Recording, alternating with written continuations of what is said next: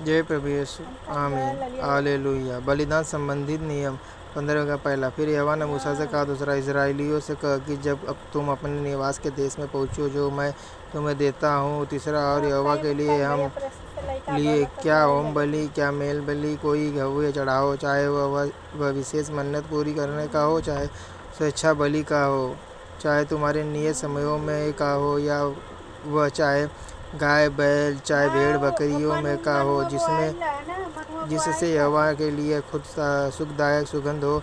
चौथा, तब उस होम बलि या मेल बलि के संग भेड़ के बच्चे पीछे यहोवा के लिए चौथाई 3 तेल से सना हुआ एपा का 10वां अंश मैदा अन्न बलि करके चढ़ाना। पाँचवा, चौथाई हीन दाख मधु अर्ध करके देना। छठा, और मेढ़े पीछे तिहाई हीन तेल से सना हुआ एपा का 10वां अंश मैदा अन्न बलि करके चढ़ाना।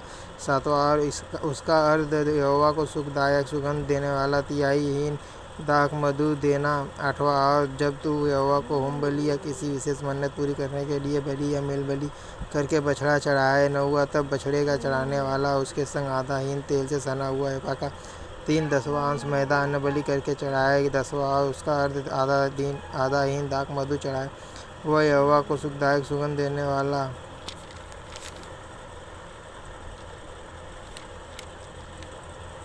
हव्य होगा। 11वां, एक बछड़े या मेढ़े या भेड़ के बच्चे या बकरी के बच्चे के साथ सभी रीति चढ़ावा चढ़ाया जाए। 12वां, तुम्हारे बलि पशु की जितनी गिनती हो उसी गिनती के अनुसार एक के साथ ऐसा ही किया करना। 13वां, जितने देश हों वे यहोवा को सुखदायक सुगंध देने वाला हव्य चढ़ाते समय ये काम इसी रीति से किया करे। 14, और यदि कोई परदेशी तुम्हारे संग रहता हो या तुम्हारी पीढ़ी से तुम्हारे बीच कोई रहने वाला हो, वह यहोवा को सुखदायक सुगंध देने वाला हव्य चढ़ाना चाहे तो जिस प्रकार तुम करोगे उसी प्रकार वह भी करे। 15वां, मंडली के लिए अर्थात तुम्हारे संग रहने वाले परदेशी दोनों के लिए एक ही विधि हो। तुम्हारी पीढ़ी में से सदा की विधि ठहरे कि जैसे तुम हो वैसे ही परदेशी भी यहोवा के लिए ठहरता है। 16वां, तुम्हारे और तुम्हारे संग रहने वाले परदेशियों के लिए एक ही व्यवस्था और एक ही नियम हो।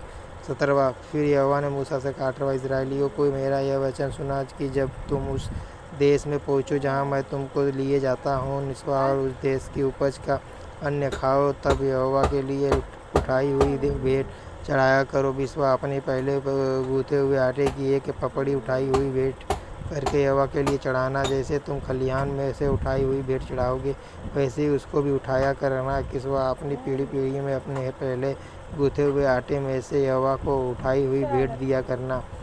जय प्रभु यीशु आमीन hallelujah hallelujah hallelujah hallelujah hallelujah. जय प्रभु यीशु आमीन।